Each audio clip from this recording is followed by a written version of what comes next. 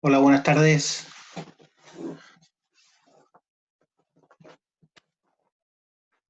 Hola, hola, Hola, profe. ¿cómo están?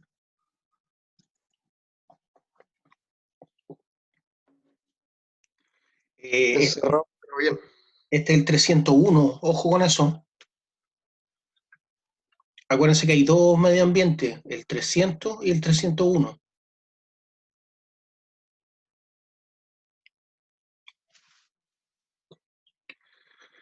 Ya, esta es la primera clase entonces con el 301, ¿cierto? Sí, profe, la primera clase.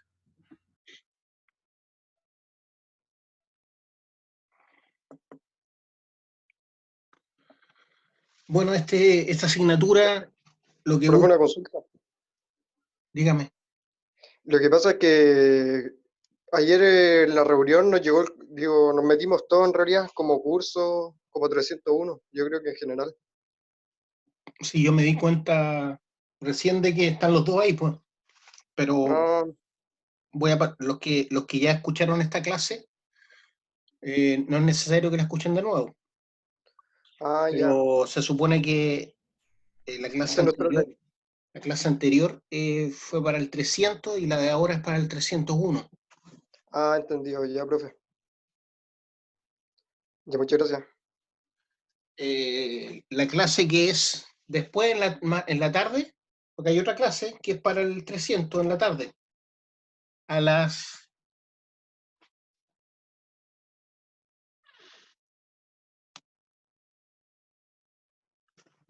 a las 15:30 comienza la segunda clase del 300. Esta es la clase del 301.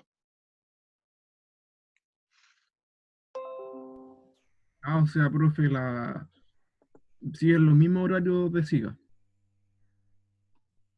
Yo estoy guiado por el SIGA. Ya. O sea, la clase de ayer fue del otro paralelo, la de hoy día es la del paralelo 301 y la de supuestamente mañana es feriado, debería haber sido la otra clase 2 Claro, de 301. sí. Ya. Entonces ahora le toca el 301 y a las 15:25 a la segunda clase del 300. Ya, chiquillo, buenas tardes a los que no nos hemos saludado de hace rato. Eh, este ramo que se llama Minería y Medio Ambiente, en el fondo quiere sensibilizar a la carrera y a los alumnos de la carrera de la importancia del cuidado del medio ambiente, ¿cierto? De la importancia de la biodiversidad, la importancia de los ecosistemas sanos, sabiendo que la minería tiene un impacto profundo, ¿cierto? Eh, en el medio ambiente. Por un lado, la minería al extraer los minerales útiles del cerro, ¿cierto? O la parte metalúrgica, cuando se depositan los botaderos, los estériles de fundición o los tranques de relave, ocupando grandes áreas y inhabilitando el uso de esos suelos. Eh, los objetivos o los aprendizajes esperados de esta asignatura son los siguientes. Lo primero es reconocer la importancia, ¿cierto?, de la biodiversidad para la vida del planeta, incluyendo a nosotros como parte de esa biodiversidad.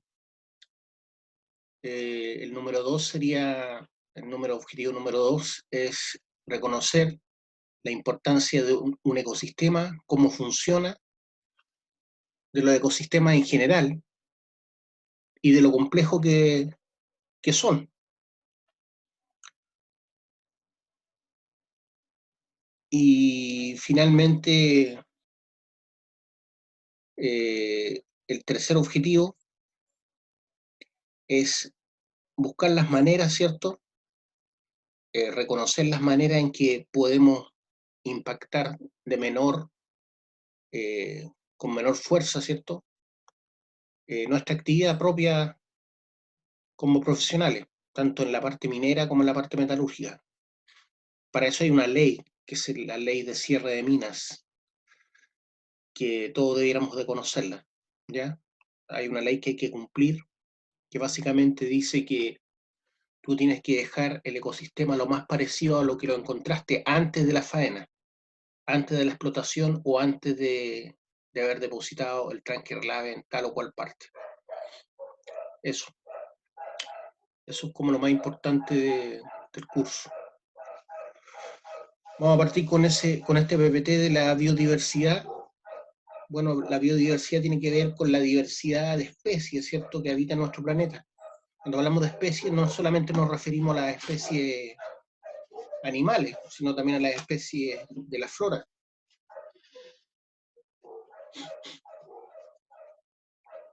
Ahí vemos un ejemplo, ¿cierto?, de la infinidad de especies que existen. Cuando hablamos de especies, obviamente nos referimos a seres vivos, ¿ya? ¿Qué es lo que es la biodiversidad? La biodiversidad o diversidad biológica es la variabilidad entre los organismos vivos que forman parte de todos los ecosistemas terrestres y acuáticos, ¿ya? Todos los sistemas terrestres y acuáticos contienen biodiversidad. Y esa biodiversidad se mantiene en equilibrio siempre y cuando los ecosistemas se mantengan sanos. Los ecosistemas son sanos antes de que el hombre intervenga en ellos. Una vez que interviene el hombre, generalmente se produce un desequilibrio. Esa es la definición de biodiversidad según la ley de base del medio ambiente, la 19.300, ¿ya? Del año 93. Hay una versión actualizada de esta ley.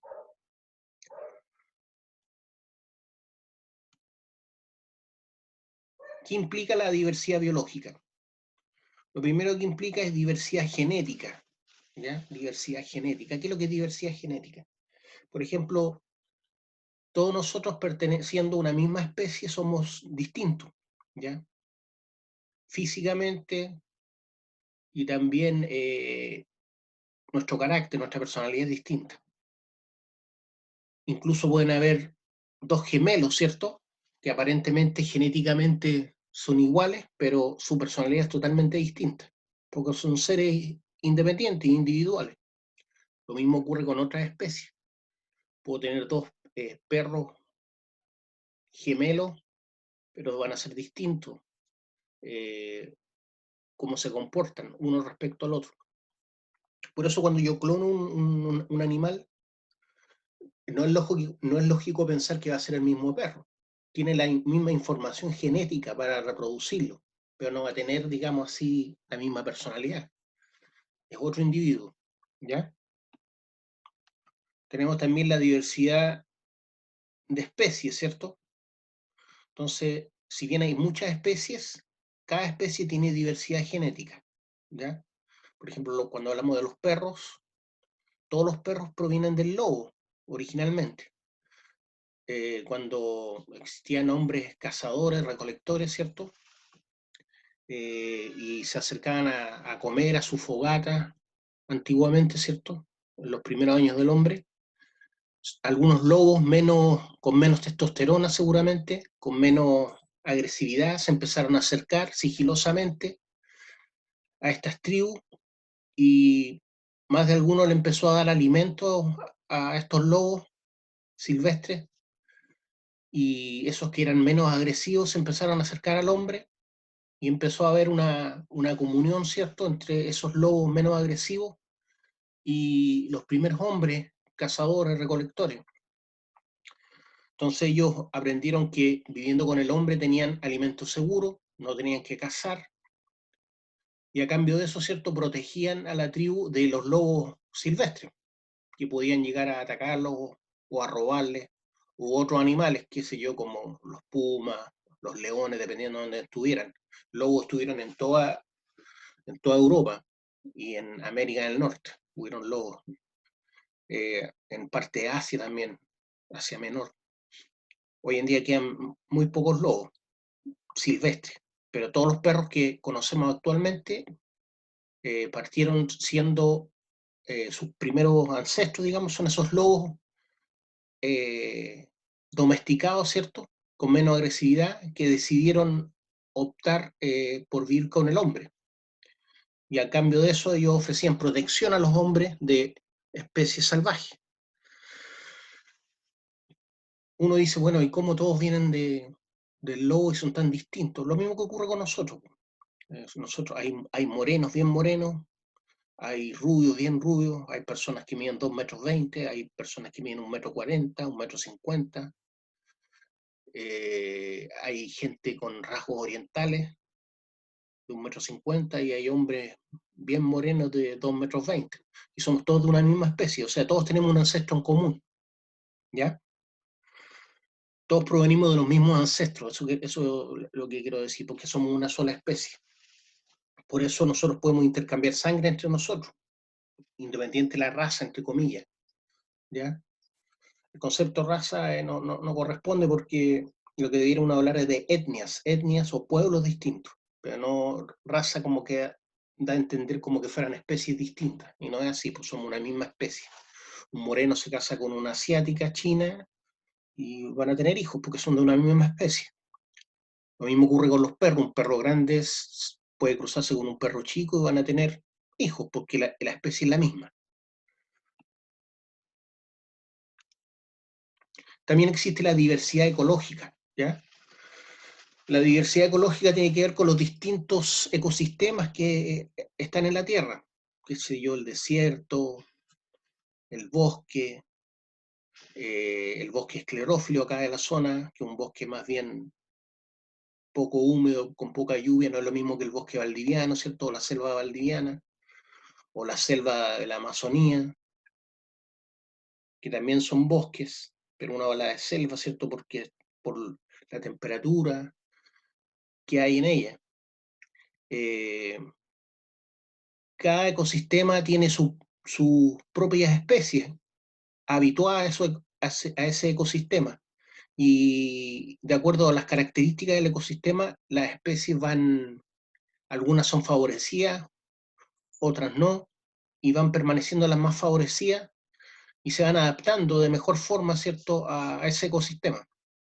Por lo tanto, sacarlo de ese ecosistema provoca un estrés, un shock y hasta la muerte de ciertas especies, ya porque no están habituadas a estar en otro hábitat.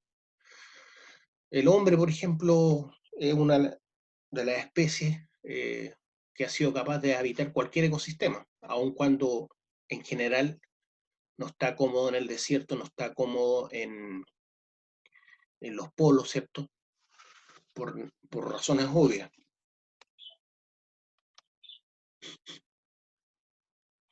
Entonces, la diversidad genética son las características que hacen diferentes a individuos de la misma especie.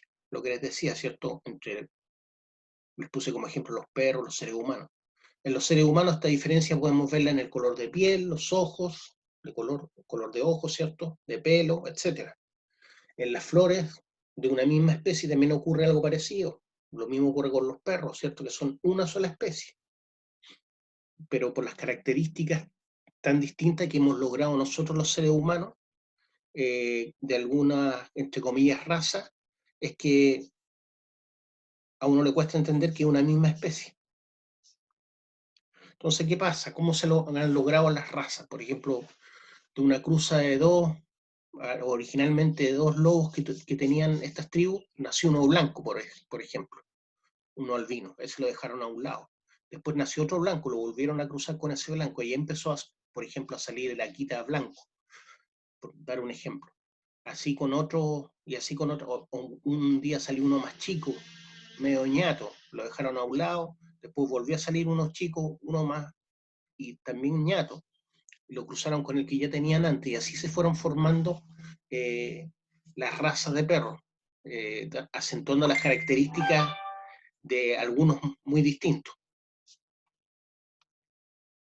Entonces empezó a prevalecer esas características, ¿cierto? Porque los aislaron y los empezaron a reproducir entre características similares. Ahí tenemos tres especies, ¿cierto? pero muy distintas unas de otras. 3 especies con diversidad genética, claramente. Tenemos al ser humano, ¿cierto? Al Homo sapiens, tenemos el choclo o el maíz, y tenemos los perros. Y como les decía, originalmente todos son hijos de los lobos que se domesticaron, los primeros lobos que se atrevieron a acercarse al hombre, que fueron menos agresivos y pudieron cohabitar con el hombre. Entonces, desde ahí que podemos hablar de perros domésticos. ¿Alguna pregunta, alguna duda?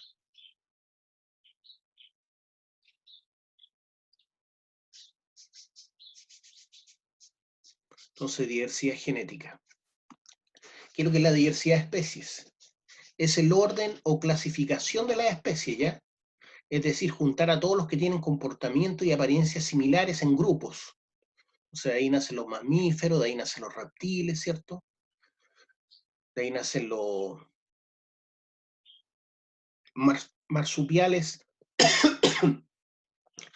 de ahí nacen los marsupiales, las aves, y hay distintos tipos de grupos de aves, ¿cierto? Tenemos las aves rapaces, las carroñeras, y así se van achicando cada vez más los grupos, desde un grupo o orden mayor hasta finalmente una especie en particular.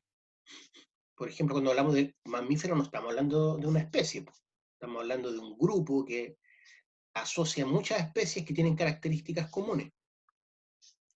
Cuando el ordenamiento que se le hace a las especies, tanto en el mundo animal, vegetal, como fungi, que es el tema de los hongos, el reino fungi y el reino de los hongos, también hay especies distintas, tienen nombres específicos.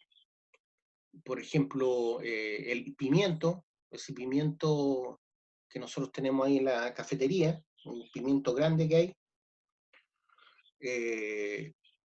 el nombre científico es Chinus molle, ¿ya? Esa es su especie, y se multiplica y se reproduce entre ellos, ¿no? Y lo mismo así con las especies de la fauna, de la flora, eh, todos tienen su nombre científico y el nombre coloquial. Por ejemplo, tenemos también el Chinus polygamus. Yo me hice experto en esa especie porque lo utilicé para fitoestabilizar un tranquirlaba en el norte.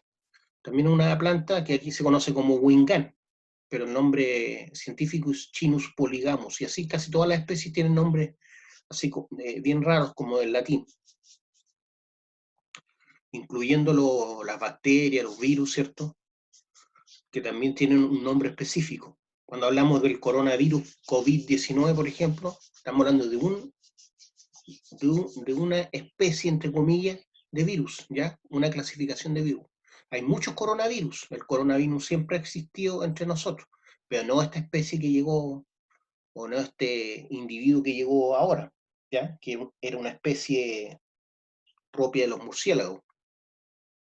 El hombre, entre más se ha acercado a los hábitats naturales, entre más, sobre todo con la industria, por ejemplo, el tener crianza de gallinas masivas, con miles de gallinas, o crianza de puercos, cerdos masivas, como los criaderos de super cerdo u otras marcas, o de pavos, como los Sopraval, que tienen miles de pavos en una hacienda y trabajan hombres ahí, ¿cierto? Bueno, de esa manera es como se pasa de repente un virus que es propio de un animal al ser humano, por ese cohabitar tan cercano. No todos los virus pasan de una especie a otra, ¿ya? Son la menor cantidad los que pasan de una especie a otra y pueden cohabitar e incluso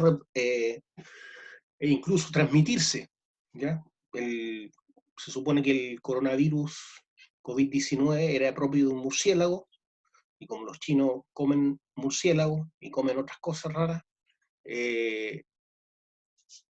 por eso es la segunda peste que nace en China, porque no sé si ustedes han visto los mercados chinos. En los mercados chinos, en las ferias, ustedes ven que tienen gatos, murciélagos, monos, ranas, todo vivo, y cuando uno quiere algo, lo faenan ahí mismo. Entonces, las condiciones son bien insalubres en el sentido de que no hay ninguna protección contra los que venden y contra los que compran de posibles eh, virus que puedan transmitirse o bacterias que puedan transmitirse de una especie a otra, en el caso de lo que estamos hablando del murciélago al hombre. Así nació también la gripe porcina, pues la gripe porcina nació de un criadero de chanchos, ¿cierto? Y se transmitió del cerdo a nosotros, la del 2010. A mí casi me mató esa gripe porcina, o la influenza, perdón, H1N1, el 2010. Me tuvo por las cuerdas a mí esa gripe. La gripe porcina del 2010, quizá usted no se acuerda. Y siempre van a existir esos problemas, pues el antivirus, que es lo que es un virus, ¿cierto?, que viene del ratón colilargo, pero como nosotros hacemos excursiones y nos metemos entre medio, y generalmente no andamos por huellas, porque si usted anda por huellas, no va a tener problemas. Pero si anda subiendo los cerros por cualquier lado, o metiéndose en bosque selvático por cualquier lado y no respeta las huellas, tiene altas probabilidades de contagiarse, porque este virus lo transmite el ratón colilargo, que vive en el campo, en la parte más silvestre, y la orina y las heces de este ratón colilargo, ahí quedan los virus. Entonces después pasa usted por ahí y la orina todavía está fresca, y el antivirus sí que es cosa seria, pues, ¿ah? Es letal. El 50% de los que contraen el antivirus se mueren. Y esa transmisión ya ha existido por años. Lo mismo ocurrió con la peste negra, ¿cierto? La peste negra, la peste bubónica en la Edad Media, que mató cerca de 50 millones de personas. Fue a raíz del ratón, que era el vector, el ratón que cohabitaba en las ciudades, pero no es el ratón en sí, es la pulga del ratón, que transmitía entonces la pulga con el bicho en su sangre, de la sangre del ratón, ¿cierto?, que chupó, después iba y picaba a un ser humano y se transmitía esta enfermedad. Y se llamó la peste negra porque al poco tiempo las personas tomaban ese color, ¿ya? Se ennegrecían, la peste bubónica. Después otra gran peste que hubo fue la peste española, la gripe española, 1918. En un año mató también cerca de 50 millones de personas, 1918. En ese tiempo no existía el paracetamol, el ibuprofeno, cosas para bajar la fiebre. El avance científico no era tan alto, como entonces murió mucha gente. Y es muy parecido al virus H1N1. Lo que pasa es que ahora tenemos paracetamol, tenemos hospitales, tenemos clínicas donde poder atendernos. En 1918 fue prácticamente después de la Primera Guerra Mundial, las condiciones de Europa estaban devastadas, entonces murió mucha gente.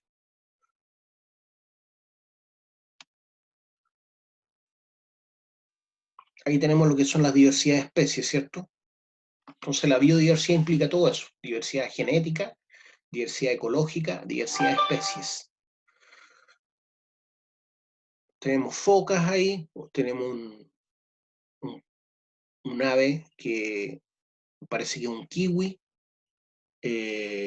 tenemos un lagarto claramente chileno porque hay copihue a un lado, un puma que puede ser de acá o puede ser de Norteamérica, porque el puma es una de las especies que ha cohabitado con el hombre por miles de años y sigue vigente hasta el día de hoy. Ahora con el tema de las cuarentenas, ustedes han visto videos que bajan, ¿cierto?, de las montañas en busca de alimentos. Se atreven porque ya no hay tanto ruido, no hay tantos vehículos. Y hay muchos videos recorriendo el mundo en este momento de osos, coyotes, eh, monos que han bajado a las ciudades por justamente la cuarentena. Entonces, claro, nosotros le hemos quitado hábitat a ellos. Entonces, cuando el hombre como que tiende a desaparecer, empiezan a volver a su hábitat natural, que nosotros hemos ocupado por las ciudades.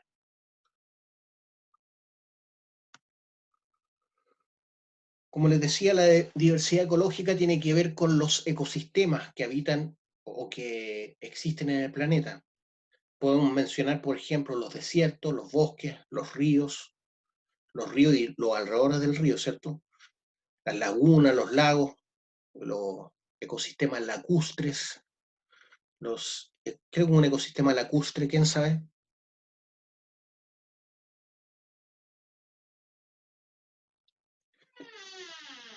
El ecosistema, Parte donde hay lagos.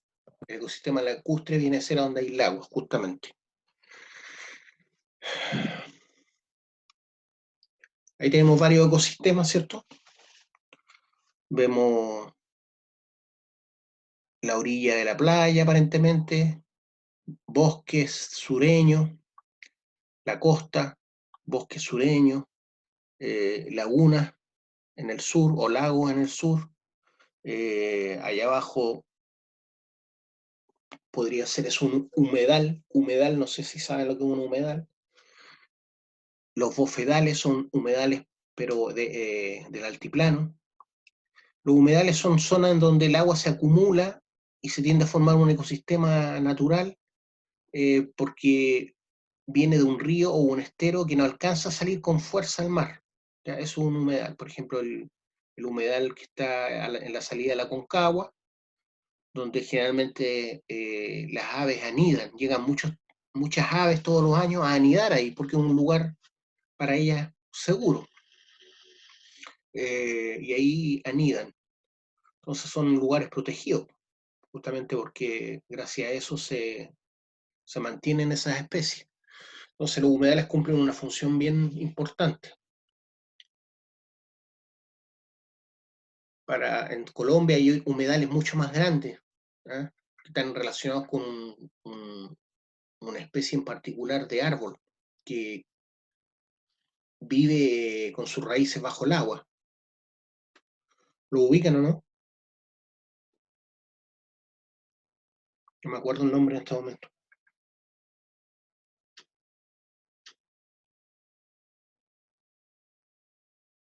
Ya se me vendrá el nombre. Bueno, los bofedales son, como les decía, parecidos a los humedales, pero en el altiplano.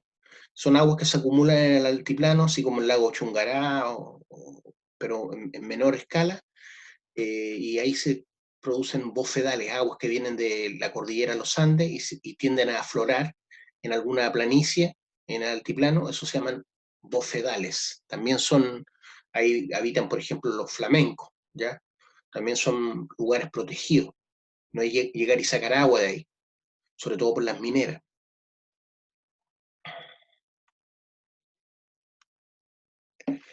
¿Qué nos proporciona la biodiversidad? Veámoslo desde el punto de vista pragmático. ¿Qué es lo que nos proporciona la biodiversidad? La biodiversidad nos proporciona protección contra el frío y la lluvia. ¿En qué sentido? En que gracias a la biodiversidad de árboles, por ejemplo, podemos construir casas. Gracias a eso podemos protegernos contra el frío y contra la lluvia. Los distintos tipos de hoja de palmera pueden proteger y cubrir los techos de algunas rucas. La biodiversidad nos entrega alimentos, ¿cierto? Vegetales y animales. Nos entrega medicina. ¿De qué forma nos entrega medicina la biodiversidad, creen ustedes?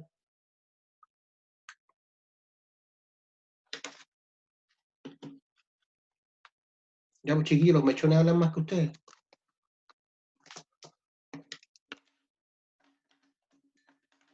¿De qué forma nos entrega alimentos la biodiversidad?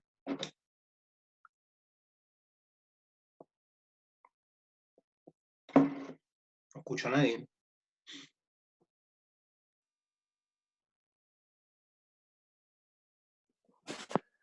Los alimentos podrían ser las frutas, verduras que crecen, ya sea por el cuidado que le damos los seres humanos o qué sé yo. Se me vino eso a la cabeza. Todas esas especies fueron naturales, pues. Nosotros no las La creamos. cadena alimenticia, ¿o no? Es decir, la cadena alimenticia implica que uno está siempre sobre el otro, hasta el último eslabón que es el que manda. Pero lo que decía el compañero, por los manzanos, los naranjos, los plátanos, no los creamos nosotros, ¿cierto? Nosotros lo que hacemos es aprovechar y aprendimos a criarlos de mejor forma. Bueno, algunos han metido mano y han creado, han jugado con la biotecnología y han creado alimentos transgénicos. ¿Quién conoce algún alimento transgénico que habitualmente comen? ¿O no, ustedes no comen transgénico, según ustedes?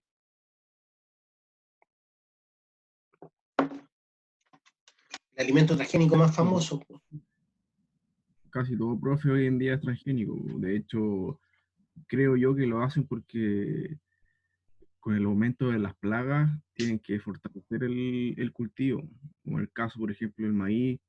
El maíz ha sido modificado varias veces con otras especies que son más resistentes, creo yo. Sí, no sé si casi todos, pero hay harto, por ejemplo, lo más común es el tomate larga vida. El tomate larga vida que siempre está en los supermercados. Es un tomate no natural, que incorporaron genes de otra especie, que no era tomate, para que aguantara más tiempo. ¿Por qué? Porque el tomate natural, tomate limachino, por ejemplo, es un tomate muy rico, pero no dura mucho. Te lo cosecha, no le va a durar más de 3 días. Se va a poner blando, se va a podrir rápido. En cambio, en larga vida puede estar una semana en el supermercado y se demora más en echarse a perder. Entonces eso finalmente es bueno y malo. Es bueno ¿por qué? Porque el que vende los tomates los va a poder vender. Antes ponía tomate y perdía mucho. No podía venderlos todos. Gran parte se perdía. Entonces perdían todos, pues perdían, eso le bajaba el precio a las hortalizas, a la fruta. Los que producían no podían vender, si no vendían en una semana, perdían toda la producción. Entonces, para eso se han metido en la parte genética, la biotecnología. ¿Ya? Cuando hablamos de alimentos o verduras transgénicas o animales que han sido de alguna forma trabajados a través de la biotecnología o genética, es biotecnología eso, ya eso se le llama biotecnología.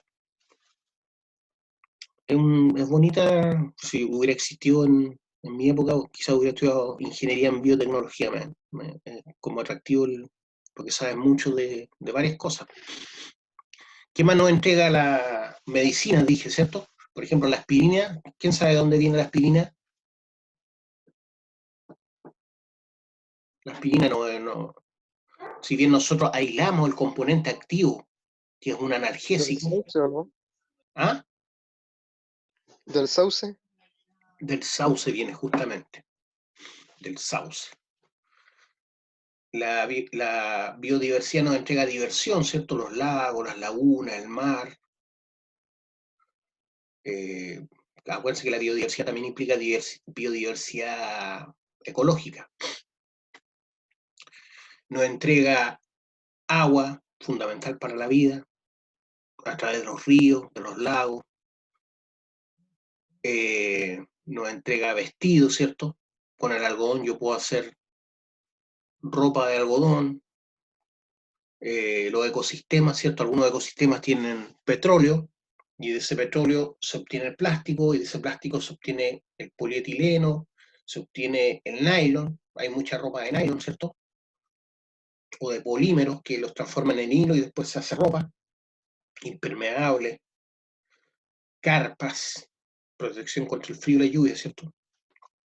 No solo lo vivo es biodiversidad, también la biodiversidad ecológica, ¿ya? Como hay distintos ecosistemas, hay algunos que tienen minas de cal, por ejemplo, que gracias a la cal se hace el cemento, de ahí viene la calera, ¿cierto? El pueblo de La Calera, que tenía una mina de cal cerca.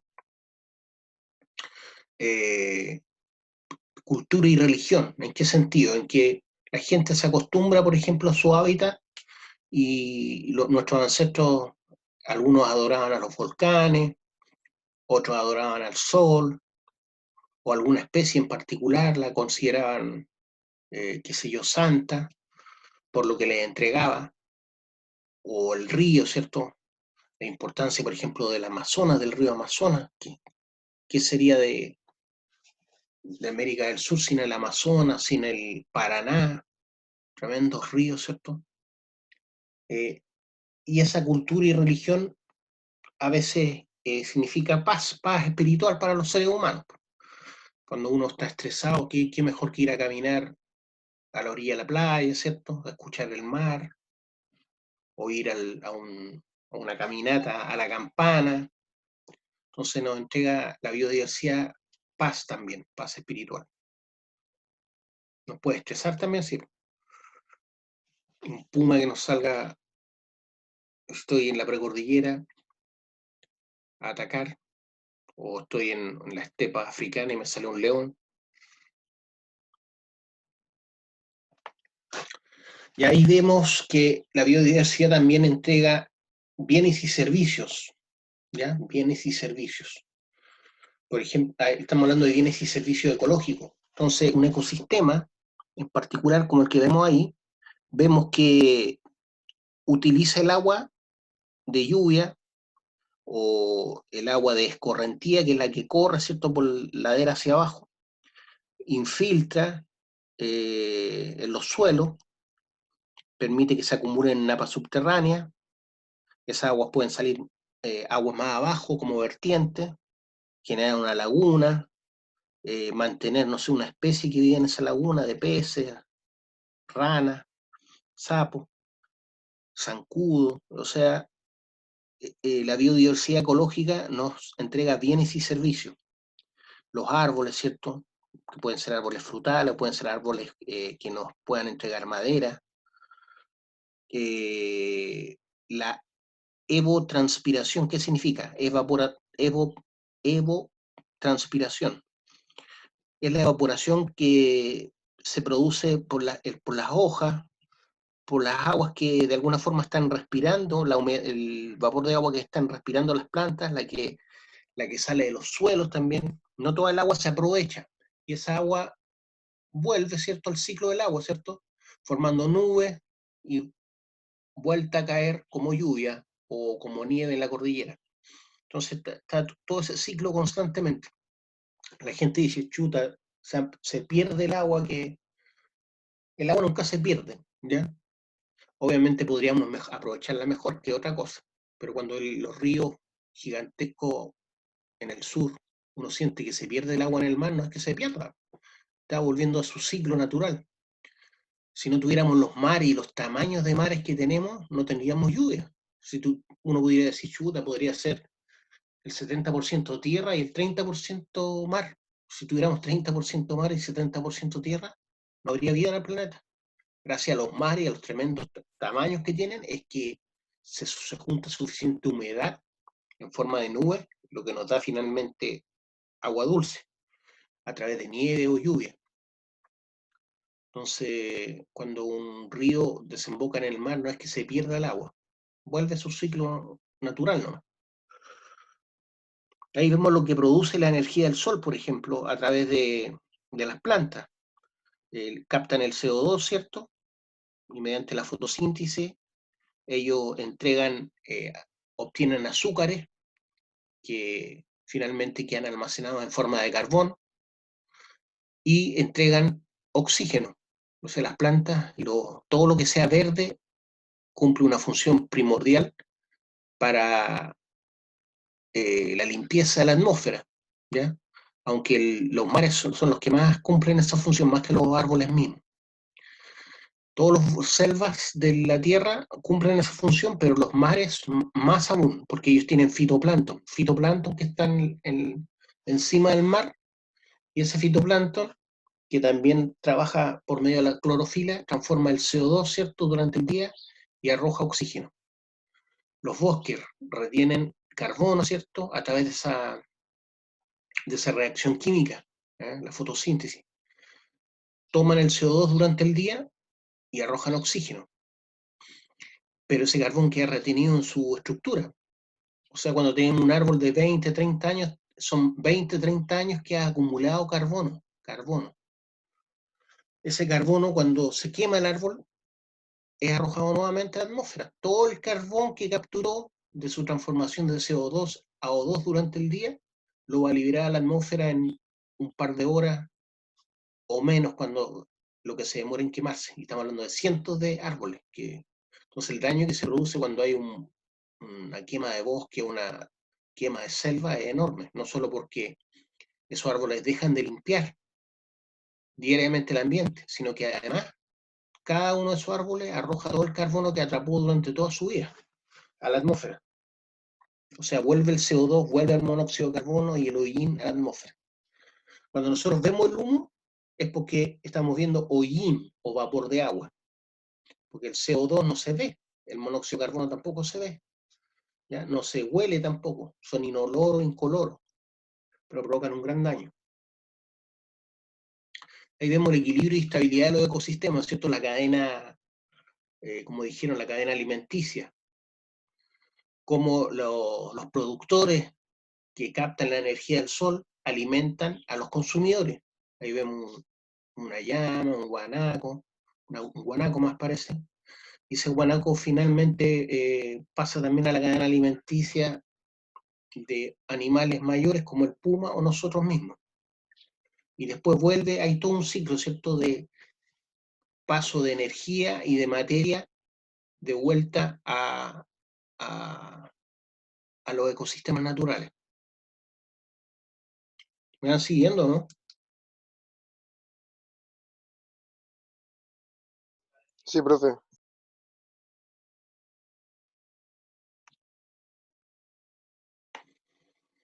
Ahí tenemos la taxonomía. La taxonomía es cómo se ordenan por grupos y se organizan las distintas especies. Aquí tenemos un ejemplo nomás que son el reino animal. Un ejemplo de la taxonomía, pero podría ser un ejemplo del reino fungi o el reino de la flora, ¿cierto? El reino vegetal. El reino animal tiene más de 1 millón de especies, ¿ya? Más de 1 millón de especies. No todas las conocemos, todavía hay especies que se están descubriendo. Y vemos, por ejemplo, un elefante, una araña, un coleóptero, una estrella de mar, etc. Es el reino animal. Después viene una otra agrupación que es más pequeña, ¿cierto?, que se llama Filium. Filium o, ¿cómo se llama el otro? No me acuerdo en este momento, pero el grupo se llama Filium. Y en este se está dando el ejemplo de el Filium cordata, que son todos los animales que tienen columna vertebral. Ahí estamos nosotros, está la serpiente, está la rana, están la mayoría de los peces mayores, están las aves, están los felinos. Todos esos pertenecen al reino animal Filium cordata. Son más de 40.000 especies que pertenecen al Filium cordata. División también se llama, Filium o división. Filium o división. Después viene, en un nivel más pequeño, la clase. Por ejemplo, tenemos un flamenco que pertenece a la clase Aves, donde hay 8.600 especies, pero también pertenece a la división cordata y el reino animal, ¿ya? Entonces, el reino es lo mayor, la agrupación mayor, y va bajando, ¿cierto?, en cantidad, filium, clase, orden, familia, género, especie. Después vienen las aves canoras, por ejemplo. Bueno, me salté la clase aves primero. Ahí ya nombramos 8.600 especies. Después viene el orden, por ejemplo, hay varios órdenes. Pues, ¿no? Ahí pusieron uno como ejemplo, que es el Passeriformes. Entonces, la clase aves tiene varios órdenes. Uno de ellos es el Passeriformes, que agrupa esas aves que están ahí, ¿ya? Y dentro de esa ave está la loica, que es la que está al final, la Dendroica fusca, que es la especie esa Dendroica fusca, pero pertenece al género Dendroica, donde hay varias especies, 28 especies. A su vez, ese género Drendoica, que agrupa 28 especies, está en la familia Wood Warblers o Parulidae. Así como se ordenan las especies, de acuerdo a características que van teniendo, de acuerdo a su morfología o su hábitat en que viven. ¿Ya? Y eso ocurre no solo en el reino animal, sino en el reino vegetal y en el reino fungi. Pero estos reinos no fueron descubiertos de un día para otro. Cada uno de estos grupos o divisiones de la taxonomía se llaman taxones. Los taxones se crean atendiendo a las semejanzas y diferencias existentes entre los individuos.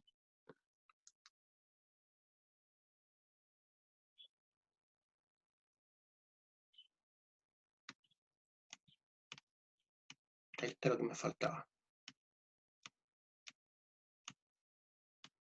Entonces tenemos reino, filium o división, clase, orden, familia, género y especie, finalmente.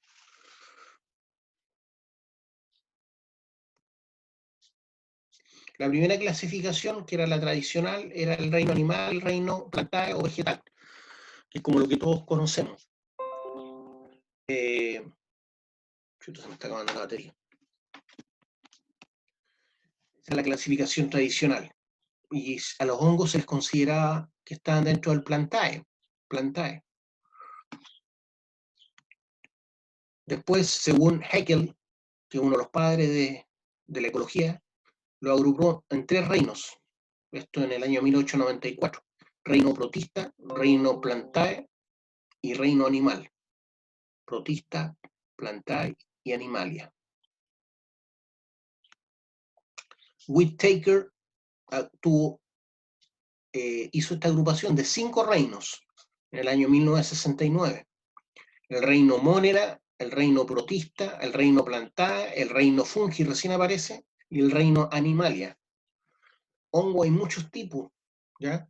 Cuando le dicen a una persona vale callampa o vale hongo, no se sienta mal, porque de partida la especie viva más grande del planeta es un hongo.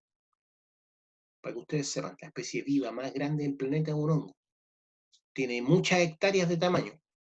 Y es un solo hongo que tiene más de 20 hectáreas de tamaño. Si no me equivoco, está en Canadá o Alaska. De ahí lo pueden buscar ustedes googlear. Y es un solo hongo. O sea, la especie viva más grande del mundo es un hongo. Una de las especies más caras del mundo es un hongo también, la trufa. La trufa, un pedazo de trufa de este porte, que pesa como 1 kilo, puede costar 3, 4 millones de pesos fácilmente. Y se utiliza un raspadito de trufa, además se utiliza para alimentos gourmet, ¿ya? Por eso tiene tanto valor, porque es poco común encontrarla y cuesta encontrarla porque crece bajo el suelo y hay que entrenar perros o chanchos para encontrarla. Y como les digo, es muy apetecido dentro del mundo alimenticio, el mundo gourmet. Cuando uno compra esas trufas de 100 pesos, no crean que tienen trufa. Reino plantae, reino fungi, reino animalia. Me acuerdo, cuando yo estudié mi magíster en medio ambiente en la Universidad del Paraíso, me acuerdo que había un rayado que hicieron los cabros en un muro y decía: los hongos salvaron al planeta. Los hongos salvaron al planeta. ¿En qué sentido podría entenderse eso?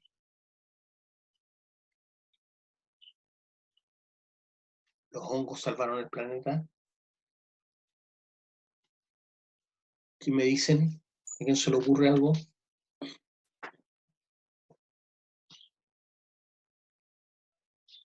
Los hongos salvaron el planeta. ¿Qué podría ser? ¿No se le ocurre a nadie? La penicilina, pues chiquillos, la penicilina viene de un hongo. Y la penicilina es el primer antibiótico. El primer antibiótico. Yo cuando me tocaba recorrer las mineras del norte, de repente pasaba por cementerios abandonados, de salitreras. Lo único que queda en los cementerios, como que la gente tiende a respetar eso, nomás todo lo demás se lo han llevado. Y uno se metía a esos cementerios de mucha gente enterrada en el siglo XIX, en 1800 y tanto, y gran parte, prácticamente la mitad de los que estaban enterrados, eran niños o niñas entre 0 y 3 años, 0 y 5 años. Entre 0 y 5 años. ¿Por qué? Porque en ese tiempo no había vacunas y no había penicilina. En los años 20, los años 10, prácticamente no había penicilina ni vacuna, ninguna salitrera. Entonces, la gente se infecta, se cortaba, se infectaba la herida, se moría. Las vacunas, el tema de las vacunas, hay gente que rehace las vacunas, no, que las vacunas, que las transnacionales, que las farmacéuticas. Si no fuera por las vacunas, no habría la cantidad de habitantes que tenemos, muchos de nosotros estaríamos muertos. Antes, a esos niñitos que vivían en ese tiempo en las salitreras, cuando no existían las vacunas, les daba la peste cristal, se morían. Les daba el sarampión, se morían. La viruela, se morían. ¿Por qué ahora no se mueren? Porque hay vacunas, pues viejo. Vacunas. Si tuviéramos la vacuna contra este virus que es nuevo, ¿cierto? Nos estaría muriendo tanta gente.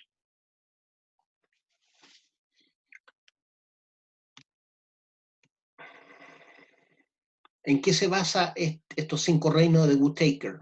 Se basa en la organización celular, la complejidad estructural y modo de nutrición. En eso se basa en la organización celular, complejidad estructural y modo de nutrición, cómo se alimentan, cómo se organizan las células y la complejidad de su estructura. Después tenemos esta otra agrupación, esta otra forma de ver los reinos, en donde aparecen 2 dominios, que son más que reinos, y 5 reinos, por Margulis. Él fue el que llegó a esta agrupación. Tenemos el dominio Procaria y el reino Bacteria. Entonces, en el dominio Procaria solamente están las bacterias, que son miles de especies distintas. Cada bacteria es una especie, es decir, hay muchas bacterias. Cuando hablamos de estafilococo, es un grupo de bacterias que tienen la forma así de coco. Los espirillus son otra forma de bacterias, pero a su vez hay muchas especies de espirillus, etcétera. ¿Cuáles son los otros? Los bacilos, las bacterias tipo bacilos, también es un grupo por la forma, pero hay muchos tipos de bacilos. Después está el dominio Eucaria. Ahí pertenecen el reino Protoctista, el reino Fungi, el reino Plantae y el reino Animalia. Todo eso. Básicamente el dominio Procaria y el dominio Eucaria se refieren a cómo se agrupan las células, ¿ya? ¿Cómo son las células? Por ejemplo, las bacterias tienen el núcleo, donde está la información genética de la bacteria, está desparramado en el citoplasma, no tiene una protección. En cambio, el dominio eucariote o eucaria, todos, tanto el reino protoctista, fungi, plantae y animalia, todas las células tienen el núcleo encerrado en una membrana, ¿ya? No está desparramado en el citoplasma como en el dominio procariote o procaria, ¿ya? Entonces ahí aparece el reino protoctista, el reino fungi, el reino plantae y el reino animalia, ¿ya?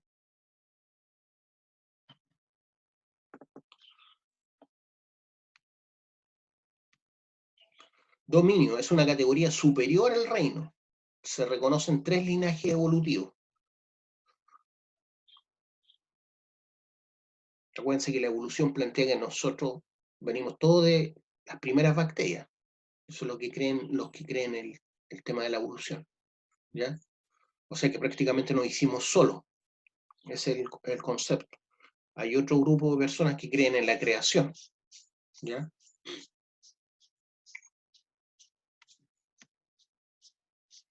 Entonces tenemos otra agrupación ahí. ¿De quién es esa agrupación? ¿De quién es esa agrupación?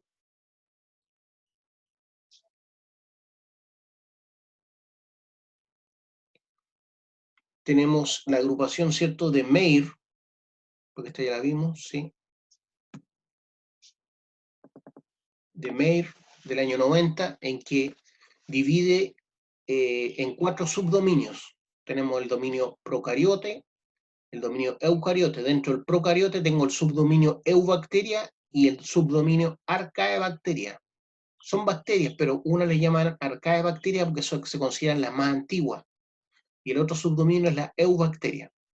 El dominio eucariote, subdominio protista, subdominio metabionta.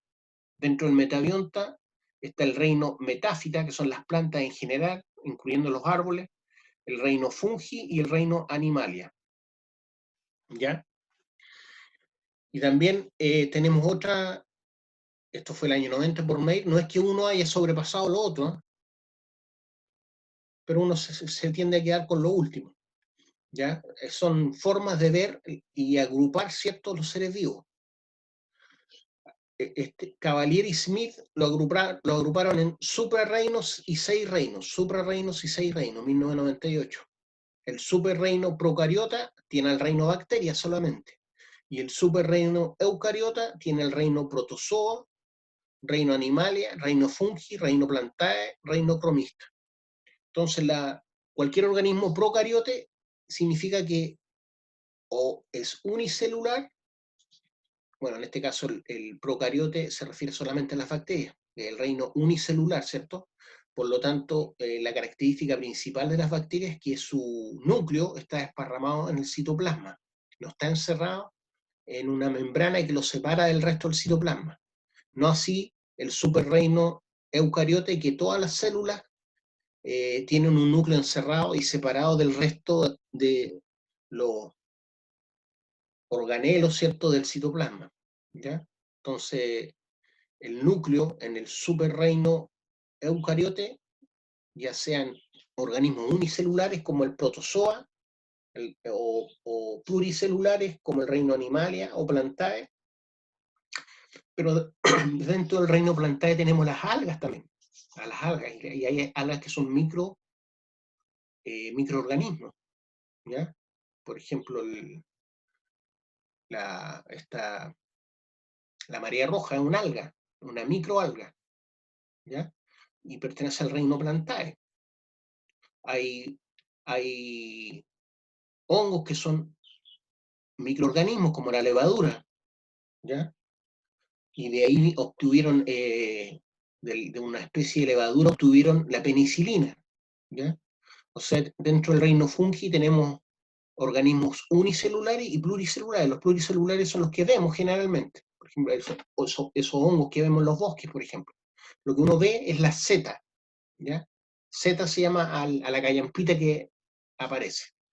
Pero cuando uno lo saca, pues si es que fuera comestible ese hongo, tiene que solamente cortar la seta, porque si usted lo saca entero, acaba con el hongo. La idea es que quede el resto abajo, porque el hongo propiamente tal vive bajo tierra. Lo que usted ve es la seta solamente, que es el organismo que permite la reproducción del hongo.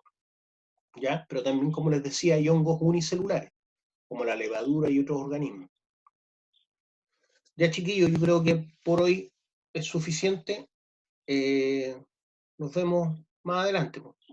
¿El viernes no habría clase, dicen ustedes?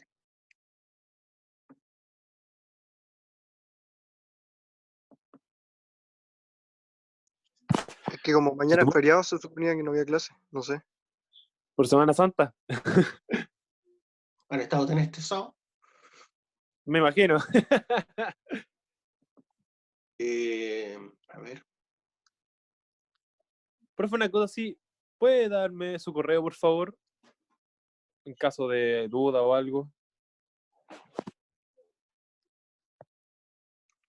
Mi correo es marcelo.rojas@usm.cl. marcelo.rojas@usm.cl. Muchas gracias. Ya, chiquillo. Entonces, feriado mañana. Nos vemos. Yo, profe, que Chao, esté que bien. esté bien. Chao, profe. Chao.